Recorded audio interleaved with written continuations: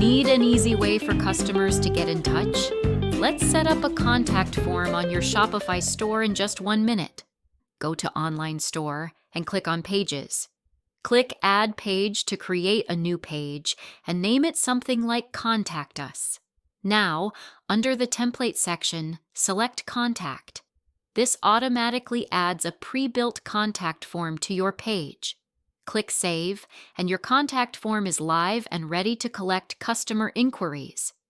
A contact form makes it easy for your customers to reach you, improving their experience and building trust with your store. Need expert help with your Shopify store?